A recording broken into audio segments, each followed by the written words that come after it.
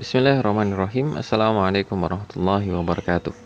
Alhamdulillah yukafa wa salatu wassalamu ala nabiyil mustafa wa ala alihi wa sahbihi ahli sidqi wal wafa, amma ba'du. Teman-teman yang sama-sama mengharapkan dari Allah Subhanahu wa taala, sebagai seorang muslim maka selayaknya kita untuk mencintai daripada Al-Qur'an, yaitu firman Allah Subhanahu wa taala. Dan yang perlu kita ketahui bersama bahwasanya Al-Qur'an yang ada di depan kita atau yang banyak beredar di antara kita ada dua versi. Yang pertama adalah Quran cetakan Indonesia dan yang kedua adalah Al-Quran cetakan Timur Tengah. Antara dua Quran ini ada sedikit perbedaan, yang mana setahu saya Quran cetakan Indonesia itu lebih mudah untuk dibaca, atau bagi pemula lebih mudah kita menggunakan Quran cetakan Indonesia. Adapun bagi Quran Timur Tengah, dia lebih banyak simbolnya, lebih banyak kode-kodenya di dalamnya, sehingga kadang-kadang agak lebih susah untuk membacanya. Maka ketika dulu banget saya selalu menggunakan Quran cetakan Indonesia, tapi ketika tiba-tiba saya ternyata membeli Quran cetakan Timur Tengah, maka saya sangat banyak sekali mengalami kesusahan-kesusahan dalam membaca Quran tersebut. Jadi perlu bagi kita untuk memilih atau perlu jeli dalam memilih Al-Quran atau membeli Al-Quran, sehingga kita tidak mengalami kesulitan-kesulitan dan lain sebagainya. Maka pada video kali ini saya akan menjelaskan atau menyebutkan beberapa ciri-ciri untuk Quran cetakan Indonesia. Dan insya Allah pada video selanjutnya saya akan menyebutkan apa saja yang ada dalam Quran cetakan Timur Tengah. Baik, dalam Quran cetakan Indonesia ini, jadi kalau kita mencari Al-Quran atau mau membeli Al-Quran, maka ketika kita menemukan ciri-ciri ini atau tanda-tanda ini, kemungkinan besar, ya, ini masih persen-persenan, kemungkinan besar itu adalah Quran cetakan Indonesia. Baik, poin pertama adalah ketika kita membeli Al-Quran atau mendapati Al-Quran dan di cover dalamnya, baik cover depan ataupun cover belakang, yang bagian dalamnya terdapat lambang Asmaul Husna, ya, yang ada 99 itu Asmaul Husna, kemungkinan besar 99% itu adalah Quran cetakan Indonesia. Karena sepengetahuan saya tidak pernah mendapati ketika Quran itu cetakan Timur Tengah, maka mereka menaruh Asmaul Husna, tulisan-tulisan Asmaul Husna di cover dalamnya. Tapi ini persen-persenan, ya. Jadi kadang-kadang juga di Quran cetakan Indonesia tidak ada lambang Asmaul Husna. Tapi kemungkinan besar ketika kalian mendapatkan Al-Quran, kemudian di dalamnya ada tulisan Asmaul Husnanya, maka kemungkinan besar itu adalah Quran cetakan Indonesia.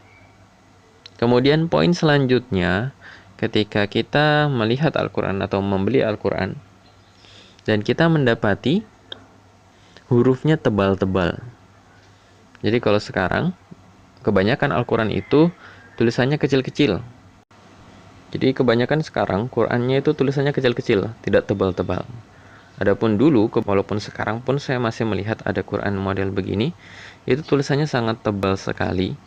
Harokatnya biasanya itu tumpang tindih dan lain sebagainya. Jadi kadang-kadang cukup mempersulit kita untuk membacanya. Adapun kebanyakan Quran model sekarang itu sudah fontnya agak dikecilin atau fontnya agak dirampingkan sedikit, sehingga harokatnya tidak tumpang tindih. Jadi kalau kita misalkan menemukan Al-Quran, membeli Al-Quran, kok tulisannya tebal-tebal sekali, harokatnya kadang-kadang tumpang tindih, kemungkinan besar itu adalah Quran cetakan Indonesia. Atau biasanya juga kita kalau melihat tulisan atau khot ya, istilahnya khot kaligrafi yang model begini, biasa diistilahkan dengan khot Bombay. Atau Quran kita juga yang ada di Indonesia ini biasa juga diistilahkan dengan Al-Quran Bombay. Kenapa demikian dinamakan begitu? Karena dengar-dengar yang saya ketahui bahwasanya Quran kita ini diambil dari India. Jadi penulisnya adalah orang India. Berdasarkan penjelasan dari dosen saya ketika saya belajar di Jakarta, dikatakan bahwasanya penulisnya itu adalah Syekh As-Sajawandi. Jadi dia yang merumuskan beberapa tulisan, harokat dan lain sebagainya, sehingga kita mendapatinya sampai sekarang. Model seperti itu, tata cara penulisan dan lain sebagainya. Jadi Quran kita ini adalah Quran yang diambil dari India. Penulisnya adalah Syekh As-Sajawandi. Jadi ketika kita menemukan Quran dan tulisannya tebal-tebal sekali tadi, kemungkinan besar dia adalah Quran cetakan Indonesia.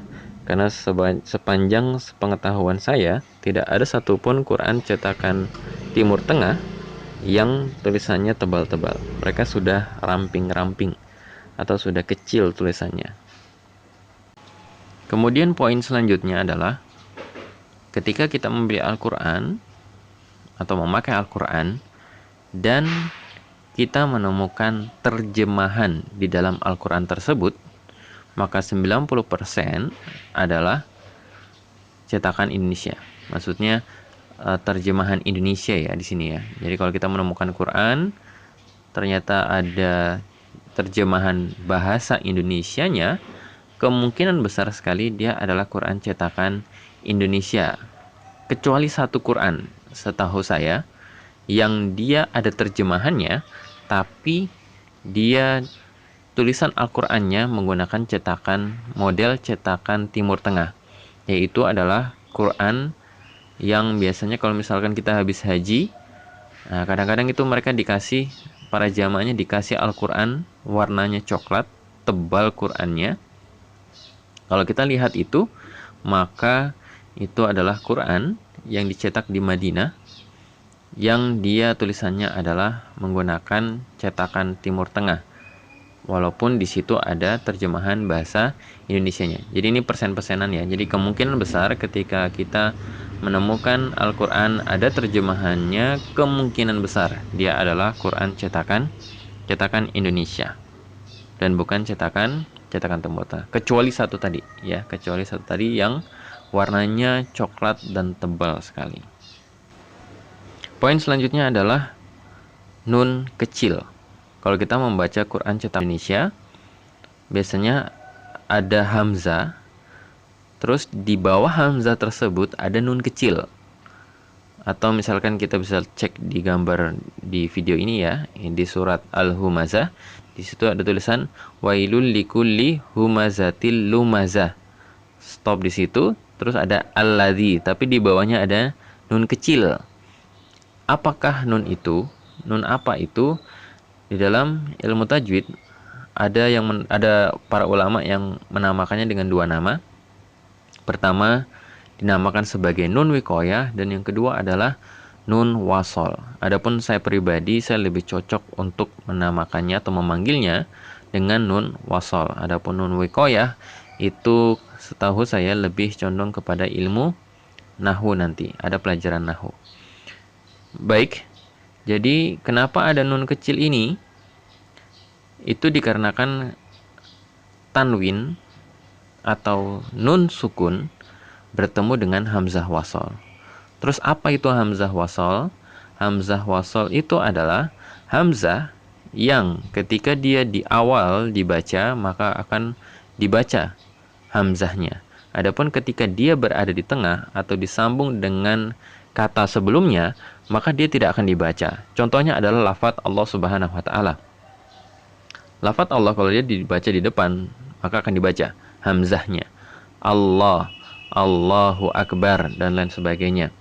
Tapi ketika dia didahului oleh suatu kata, maka akan dihapus hamzahnya. Contohnya bismillah, lillah, billah, dan lain sebagainya. Jadi hamzahnya dibuang. Nah, inilah yang dinamakan sebagai hamzah wasal. Kemudian kita lihat tadi ya, ada tanwin sama nun sukun. Jadi tanwin ini sebetulnya adalah nun sukun ya. Misalnya kita an, artinya nun sukun. In, nun sukun. Un, nun sukun. Jadi tanwin sama nun sukun itu sama. Kemudian ketika tanwin ini bertemu, ternyata sebelahnya adalah hamzah wasol. Artinya adalah nun tanwin ini sukun dan hamzah wasol ini dia ada di tengah atau dilanjutkan dengan kata sebelumnya, maka dia akan disukunkan atau dihapus, tidak dibaca.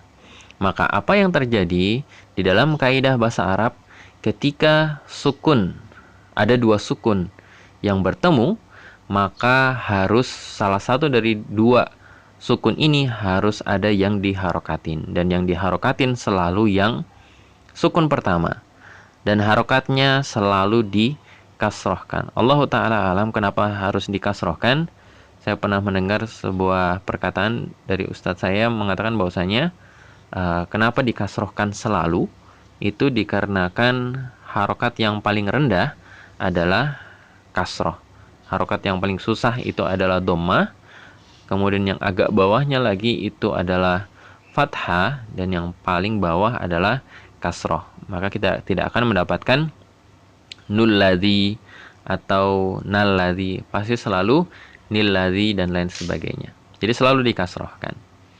Jadi ketika tadi bertemu dua sukun, maka yang satu harus mengalah, jadi dikasrohkan. Teman-teman sekalian, jadi kenapa dibacanya nun kecil ini? Karena tadi ya bertemu antara dua sukun. Maka kalau kita akan membacanya seperti begini.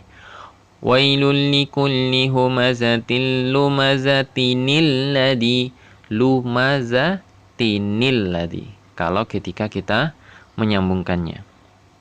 Jadi itu nun kecil. Dan banyak sekali di dalam Al-Quran cetakan Indonesia ini ada lambang-lambang nun kecil tadi ya, menunjukkan nun wasol. Tapi ada sebuah pertanyaan yang masih hinggap ya di pikiran saya. Di dalam Quran cetakan Indonesia ini, kalau kita membuka surat Al-Ikhlas, di situ ada tulisan Qul huwallahu ahad, sampingnya Allahus somad. Kalau orang masih awam sekali, dia akan bacanya kemungkinan besar kayak begini. Kalau dia diwasolkan antara dua ayat ini. Qul huwallahu ahadun Allahus samad. Ahadun Allahus samad. Kenapa dia baca begitu? Karena di situ tidak ada nun kecilnya. Padahal lafaz Allah Subhanahu wa taala itu adalah hamzah wasol. Sehingga seharusnya atau seyogyanya dibaca seperti ini. Qul huwallahu ahadunillahus samad. Jadi ahadunillahus samad, bukan ahadun Allah. Allah Ta'ala alam. Mungkin bagi yang mengetahui kenapa tidak ada nun kecilnya di situ, tidak disertakan nun kecilnya di situ, bisa memberitahukan saya. Jadi tadi itu poinnya ya. Ketika ketemu nun kecil, maka kemungkinan besar dia adalah Quran cetakan Indonesia. Ciri-ciri selanjutnya adalah ketika kita membaca Al-Quran dan kita dapati di pinggir daripada halaman Al-Quran itu terdapat ain kecil. Jadi bukan di ayatnya ya, di pinggir ayatnya atau di pinggir halaman terdapat ain kecil. Maka apakah ain itu? Allah Ta'ala alam. Ada dua versi yang pernah saya dengar. Pertama adalah namanya ruku. Kenapa dinamakan ruku? Jadi ain itu diambil dari kata ruku. Itu dikarenakan karena ketika Rasulullah SAW sholat berjamaah, kemudian dia selesai dari bacaannya, kemudian beliau ruku. Jadi tahu ya, Al-Fatihah, baca surat, kemudian ruku. Maka ketika Rasulullah mengimami para sahabat, membaca surat, kemudian selesai membaca surat, kemudian dia ruku, maka disitulah diletakkan yang namanya ain. Allah Ta'ala alam bisawab. Kemudian ada juga yang mengatakan itu artinya adalah makro, yang mana ketika kita membaca Al-Quran, maka Al-Quran ini dia itu kadang-kadang dalam satu surat ada beberapa tema. Misalkan pertama membahas masalah orang muslim, kemudian ayat selanjutnya membahas masalah orang kafir misalkan, kemudian ayat selanjutnya membahas masalah orang munafik dan lain sebagainya, atau sholat, zakat dan lain sebagainya. Maka ketika kisah atau pembahasan suatu tema itu telah selesai, maka barulah diletakkan lambang ain tersebut. Makanya kita ingat banget ya, ketika kita dulu masih ngaji atau masih kecil ya, kita ngaji, maka ngajinya kita itu tidak per halaman, tapi kita ngajinya per ain. Begitu juga kalau kita perhatikan ya, di dalam Al-Quran cetakan Indonesia itu setiap surat pasti ganti ain.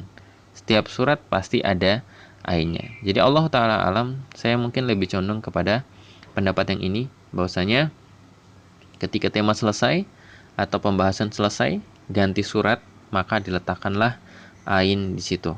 Allah Ta'ala alam bisawab. Baik, poin selanjutnya adalah ketika kita menemukan di dalam Al-Quran yang kita baca, yaitu ada lambang hamzah. Jadi hamzahnya ini tongkat doang, tidak ada kepalanya. Karena tadi kita sudah membahas ya, ada namanya hamzah wasol. Ternyata ada hamzah satu lagi, yaitu namanya hamzah qat'i. Tadi hamzah wasol sudah kita jelaskan bahwasanya ketika dia di depan dibaca, dan ketika dia dilanjutkan atau dia berada di tengah, maka dia tidak dibaca. Maka adapun hamzah qat'i ini, apabila dia di depan ataupun dia di tengah ataupun dia dilanjutkan, maka pasti dibaca, tidak seperti hamzah wasol. Maka misalkan ada kata inna dibaca di awal inna. Kalau kita misalkan tambahkan sebelumnya wa inna, tetap dibaca. Ini menunjukkan bahwasanya dia hamzah qat'i. Tapi di Quran cetakan Indonesia, hamzah atau tongkat itu yang berdiri itu kebanyakan polos, tidak ada kepala di atasnya ataupun di bawahnya. Artinya kita tidak bisa membedakan apakah ini hamzah wasol atau hamzah qat'i. Jadi harus hati-hati ya, kita mengetahui apakah ini hamzah qat'i atau hamzah wasol, karena tidak ada ciri-cirinya. Jadi kita perlu mengetahui bahasa Arab dengan baik. Adapun nanti kalau kita pergi ke Quran cetakan Timur Tengah, maka hamzah qat'i ini akan diberi lambang seperti kepala ain. Adapun untuk hamzah wasol akan diberi tanda juga, yaitu seperti kepalanya huruf shad.